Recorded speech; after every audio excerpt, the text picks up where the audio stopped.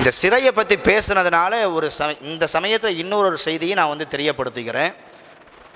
தமிழகத்தில் விசாரணை கைதியாக முஸ்லீம்களில் நிறைய பேருங்க செஞ்ச குற்றத்துக்கு சில பேர் தண்டனை அனுபவிக்கிறாங்க. செய்யாத குற்றத்திற்காக வேண்டி விசாரணை கைதியாக 10 ஆண்டுகள் 15 ஆண்டுகள் 20 ஆண்டுகள் சிறையில் வாடிக்கிட்டு இருக்கிறாங்க. யாரு? முஸ்லீம்கள். அவங்க முஸ்லீம்கள் என்கிற ஒரே காரணத்தினால விசாரணை கைதியாக இருக்கிறாங்க. விசாரணை கைதினா என்ன? அவரை கூப்பிட்டு விசாரிச்சு, நீ இந்த தப்பு பண்ணிட்ட, அதனால உனக்கு தண்டனை அப்படின்னு சொல்லிட்டு தண்டனை வழங்கப்பட்டவங்க கிடையாது.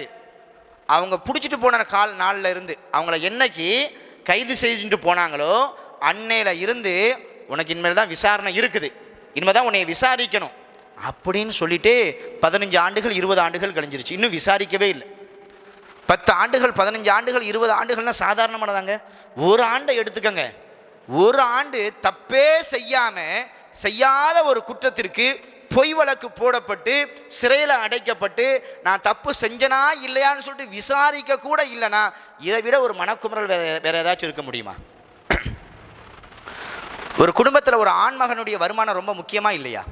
ஒரு குடும்பத்தில் ஒரு ஆண்மகனுடைய வருமானம், அந்த குடும்ப தலைவனுடைய வருமானம் இல்லைன்னா அந்த குடும்பம் எப்படி சிரமப்படும்? ஒரு மாதம் ஒருவருடைய வருமானம் வரல அப்படின்னாவே எவ்வளோ கஷ்டம். ஓராண்டு, ஈராண்டு, 7 ஆண்டு, 10 ஆண்டு, 15 ஆண்டு அந்த குடும்பத்தினுடைய தலைவன் விசாரணை கைதியாக சிறையில் இருக்கும் பொழுது அந்த குடும்பத்தினுடைய கஷ்டம் எப்படி இருக்கும்? எவ்வளவு வேதனை. தமிழக அரசுக்கு நம்ம சொல்றோம், தமிழக முதல்வருக்கு நம்ம சொல்றோம், தேர்தல் வந்துருச்சு. உங்களுக்கெல்லாம் ஞாபகம் இருக்குன்னு நினைக்கிறேன். நம்ம தமிழகத்தை ஆளக்கூடிய முதலமைச்சர் அவர்களுக்கு ஒரு அன்பான ஒரு வேண்டுகோள் இல்லை, எங்களுடைய கோரிக்கை இது. எத்தனையோ சிறை கைதிகள் விசாரணை கைதிகளாக இருக்கிறாங்க, அது உங்களுக்கும் தெரியும். அவங்க தவறு செய்யலை, விசாரணை கைதிகளாகத்தான். அப்போ எதுக்கு நீங்கள் மௌனம் காக்குறீங்கன்னு சொல்லிட்டு தெரியலை. வேண்டாம். நல்லவர்களுடைய மௌனம் நல்லவர்களுக்கு மிகப்பெரிய ஒரு ஆபத்தை பெற்றுத்தரும். ஆகையினால் இந்த சந்தர்ப்பத்தில் உங்களுக்கு நம்ம தெரியப்படுத்துகிறோம். தென்னகம் சைடு சில ஊர்கள் இருக்குது, கோவை, மேலப்பாளையம், முத்துப்பேட்டை, இது மாதிரி ஊர்களில் இருந்து வாலிப பருவத்தில் கைது செய்யப்பட்டாங்க, உள்ளக்க போனாங்க.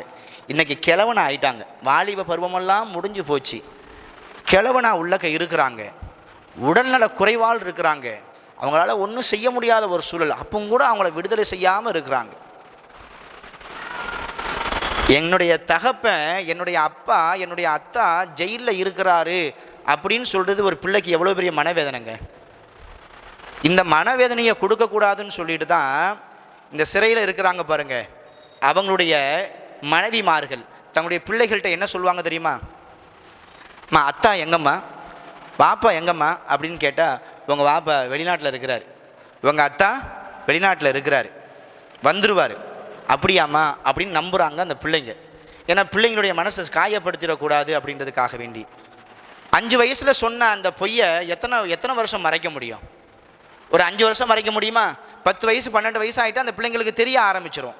அந்த பிள்ளைங்க தன்னுடைய தாயிட்ட கேட்குறாங்க, ஏம்மா அப்பா வெளிநாட்டில் இருக்கிறாருன்னு சொல்கிற, பக்கத்து வீட்டில் என்னுடைய ஃப்ரெண்டுடைய அப்பாவும் வெளிநாட்டில் தான் இருக்கிறாரு, வருஷத்துக்கு ஒரு தடவை வராரு, 2 வருஷத்துக்கு ஒரு தடவை வராரு, நம்ம அப்பா 5 வருஷம் ஆச்சு இன்னும் வெளிநாட்டிலேருந்து வரவே இல்லையாம்மா.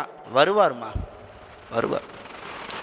அந்த பிள்ளைங்களும் நம்மளுடைய தகப்பனார், நம்முடைய அத்தா வெளிநாட்டில் தான் இருக்கிறாரு. அப்போ அந்த காலங்கள் அந்த பிள்ளைகளுக்கு உண்மையை உணர்த்தியது. தன்னுடைய நண்பர்களின் மூலமாகவோ அல்லது உறவினர்களின் மூலமாகவோ, உங்கள் அப்பா வெளிநாட்டிலலாம் இல்லைப்பா, உங்கள் அப்பா எங்கே இருக்கிறாரு? ஜெயிலில் இருக்கிறாரு. இந்த உண்மை தெரிஞ்ச உடனே அந்த பிள்ளைங்க தன்னுடைய தாயிட்ட போய் கேட்குறாங்க, ஏம்மா நம்ம வாப்பா வெளிநாட்டில் இல்லையா, நம்ம அத்தா வெளிநாட்டில் இல்லையா, ஜெயிலையாமா இருக்கிறாரு, எப்பமா வருவார்? மற்ற பிள்ளைங்களெல்லாம் பெற்றோர்களோடு தந்தையோடு வெளியில் போகும் பொழுது சந்தோஷமாக இருக்கும் பொழுது எங்களுக்கு அந்த சந்தோஷம் கிடைக்காதா அப்படின்னு கேட்குறாங்க. எவ்வளோ பெரிய வேதனை, எவ்வளோ பெரிய வருத்தம். இஸ்லாமியர்கள் பெரும் பதவிகளில் இருந்தும் கூட இது போன்ற கஷ்டத்தில் இருக்கக்கூடியவங்களுக்கு எதுவுமே உதவி செய்ய முடியலையே அப்படின்னு நினைக்கும் போது ரொம்ப வருத்தமாக இருக்குது. வரக்கூடிய காலகட்டங்களில் அவங்களுடைய வாழ்க்கை இலகுவாக ஆகணும். இந்த ரமலானுடைய காலகட்டங்களில் அவங்களுக்காக வேண்டி துவா செய்யுங்க. யாரெல்லாம் அநியாயமான ஒரு முறையில் சிறையில் அடைக்கப்பட்டு தன்னுடைய வாழ்க்கையில் பெரும் பகுதி அந்த சிறையில் கழிச்சிட்டு இருக்கிறாங்களோ அவங்களுக்காக வேண்டி துவா செய்யுங்க. அதே சமயத்தில் தமிழக முதலமைச்சருக்கும் ஒரு வேண்டுகோளாக, ஒரு அன்பான ஒரு கோரிக்கையாக வைக்கிறோம். அந்த விஷயத்தில் கொஞ்சம் கவனம் எடுத்துக்கங்க. தமிழக முஸ்லீம்கள் இந்த ஆட்சியை குறை சொல்லக்கூடிய சில விஷயங்கள் இருந்தாலும் நிறைய மன நிறைவுகளை பார்க்கிறோம். அந்த மன நிறைவுகளில் இதையும் நீங்கள் சேர்த்துக்கங்க. வரக்கூடிய காலகட்டங்களில் அந்த மக்களுக்கு எந்த அளவிற்கு சீக்கிரமாக விடுதலை அளிக்க முடியுமோ அந்த விஷயத்தில் கொஞ்சம் கவனம் எடுத்துக்கங்க. அப்படி நீங்கள் கவனம் செலுத்தும் பொழுது முழுமையாக முஸ்லீம்களுடைய ஆதரவு உங்களுக்கு கிடைக்கும் என்பதனையும் நாங்கள் தெரியப்படுத்துகிறோம்.